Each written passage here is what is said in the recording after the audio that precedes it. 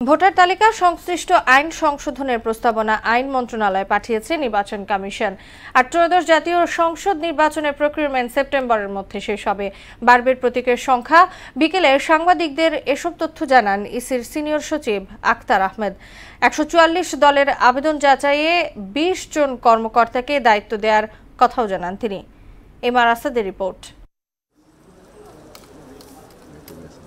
নতুন রাজনৈতিক দলের নিবন্ধন আবেদনের সময় শেষ হওয়ার পর বৃহস্পতিবার প্রথম সাংবাদিকদের সঙ্গে এ বিষয়ে কথা বলেন ইসি সচিব। জানান, প্রাথমিক যাচাইয়ের জন্য ২০ জন কর্মকর্তাকে দায়িত্ব দেওয়া হয়েছে। এবার বৃদ্ধি করা হবে প্রতীক সংখ্যা। সেজন্য আমরা আরো ৭ জনকে দিয়েছি, দিয়ে এখন আমরা এটা চেষ্টা করছি প্রাথমিক যাচাই বাছাইটা ওনারা যেন তাড়াতাড়ি করে দেন, তারপরে পরে সাবসিকুয়েন্ট যাচাই বাছাইগুলো করা যেতে পারে।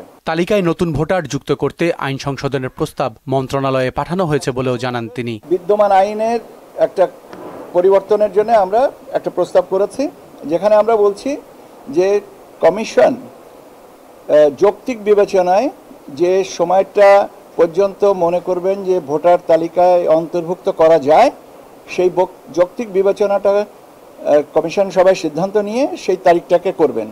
কবে ভোট হবে এবং ভোটের আগে শিডিউলের আগে প্রতীক বরাদ্দ ইত্যাদি ইত্যাদি এই বিষয়গুলো বিবেচনায় নিয়ে কাট আউট পয়েন্টটাকে করবেন এবং এই সংক্রান্ত একটা সংশোধনী প্রস্তাব আমরা আইন মন্ত্রণালয়ে পাঠিয়েছি। নির্বাচনের প্রস্তুতি একটি চলমান প্রক্রিয়া উল্লেখ করে সেপ্টেম্বরের মধ্যেই প্রকিউরমেন্টের কাজ শেষ হবে বলেও জানান ইসি সচিব। সেপ্টেম্বরের ভিতরে আমরা আমাদের প্রকিউরমেন্টের কাজটা করব, এই বছরের সেপ্টেম্বরের মধ্যে।